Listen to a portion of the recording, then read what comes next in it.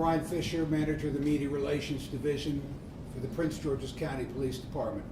Speaking with you today will be our Assistant Chief, Vernon Hale III of the Prince George's County Police Department. Good evening.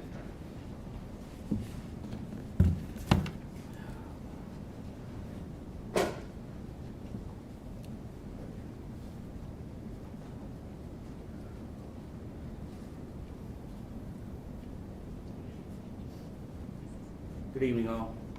Assistant Chief Vernon Hale, H-A-L-E. I just talked to y'all a couple hours ago, I think. I'm here to give a brief update on 2-year-old baby Jeremy. But before I do so, I got to thank these guys. Your homicide detectives they haven't been home and got to see their families asleep. Probably hadn't eaten. I'm gonna probably have to give them a direct order to get out of here. So these guys worked tirelessly, like we promised you, to get some level of closure in this case, but we're not done yet. Second, Chief Aziz often talks about the 50-50 partnership between the police and the community to both prevent and solve crimes. And we asked for your assistance last night, and the community stepped up like no other. They were cooperative, helped our detectives develop information and evidence to get some arrests in this case. Again, you're not done yet. We made 2 arrests, but there's 2 more out there. I'll lastly say, these are the cases we lose sleep over. These are the cases the county executive, the chief of police, myself, and every cop up here lose sleep over. Not just while we're working, but even after we retire. We'll never forget these cases, because children are not supposed to die. Prince George's County Police Department Homicide Unit arrested 2 suspects in connection with the murder of this toddler, baby Jeremy.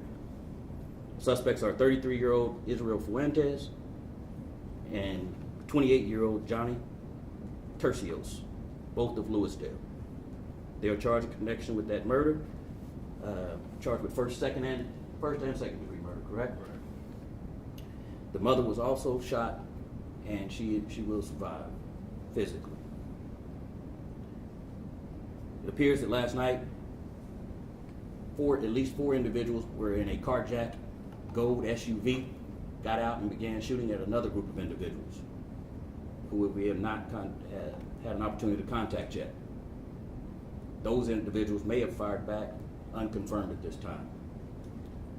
Later into the night, detectives were able to locate that carjacked vehicle, unoccupied, but we did find a weapon that will likely fit the ballistics of the bullets that killed baby Jeremy. Then through the hard work of these detectives, specialized units, patrol, everybody we got, they were able to arrest Tercios late last night and bring him into custody. They continued to work, continued to scour the neighborhood and talk to our community members who continued to help, and developed a second suspect in Fuentes and took him into custody this morning. Both those individuals will be going to county jail.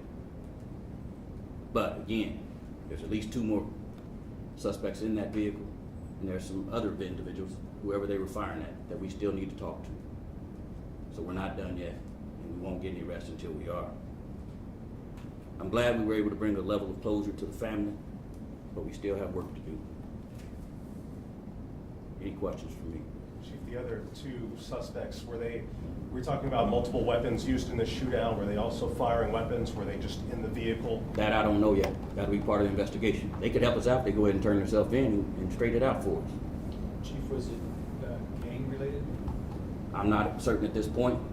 That's one of the questions I asked as well, so if we'll have to find out. I know there has been gang activity in the past there, but over the last 90 days, I've had no shootings, no homicides in that area.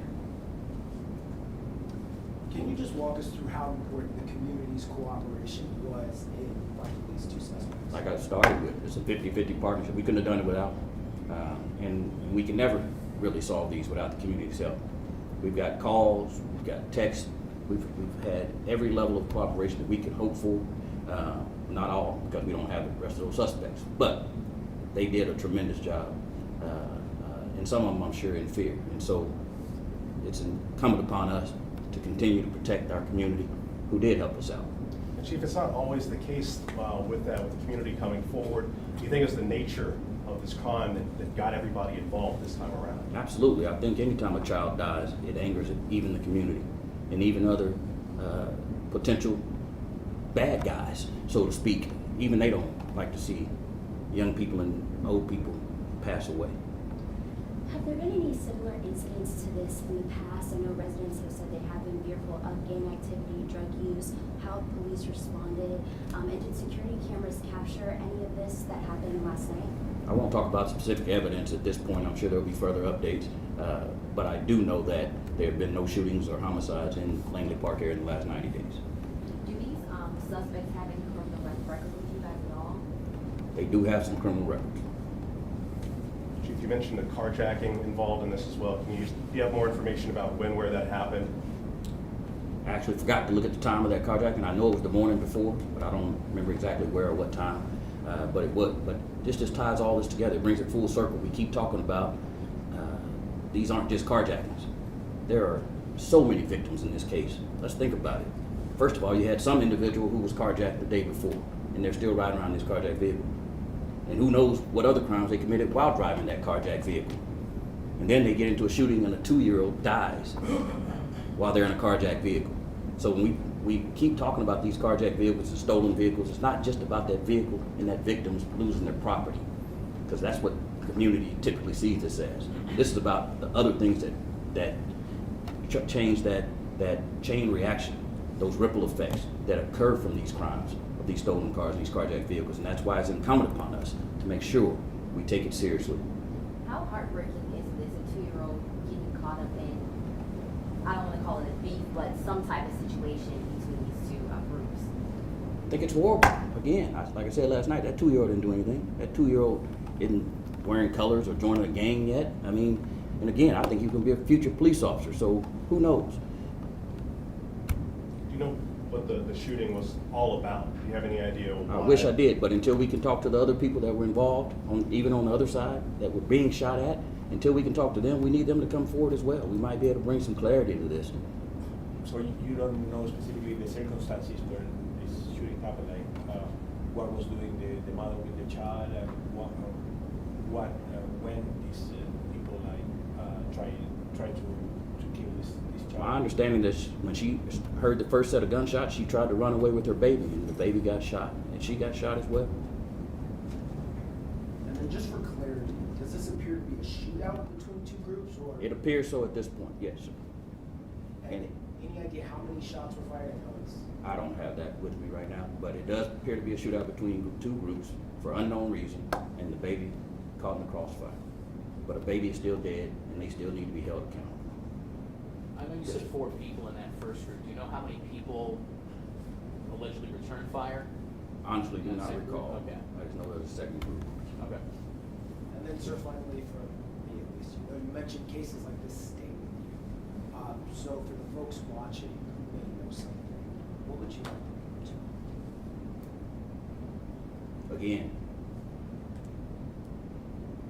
when you think about the chain of victims, from the original carjacking to the shooting victims, to the officer sitting there giving CPR to a 2-year-old with blood on his hands, to what other crimes they committed in between, to the life of this young mother without her child for the rest of her life, she won't get sleep every night either.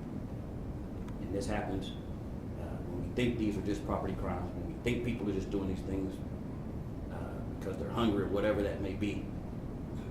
It creates trauma at a lot of levels for a lot of people.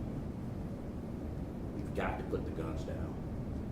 There are better ways to solve conflict, and there are resources out there for people who need jobs or whatever that may be, but this has got to stop in all neighborhoods. Chief, is that blood on the suspect's face? Was anybody else injured in all of this or shot, do you believe? I don't know if that's blood or not. I don't know. And there also, some of the neighbors say there's an issue, the group that was involved sells fentanyl in that neighborhood, drugs or any kind of deal involved in this at all? Well, I mean, I'm glad you guys brought that up. The community was extremely helpful in this case. I don't have all those calls leading up to this case on violence or shootings or anything of that sort. So if these things are going on, talk to us. Talk to us. Let us do our proper investigations. Help us put the people who are plaguing that community and creating a nuisance in jail. Do you say any more about their criminal history? I don't have the criminal history in front of me. I just know it was But fairly just long. to be clear, do we think they fired the shots that killed the child? Absolutely. Okay. Absolutely. We believe they fired the shots. Did they fire first? That I do not know, honestly. Thank you all. Have a good weekend.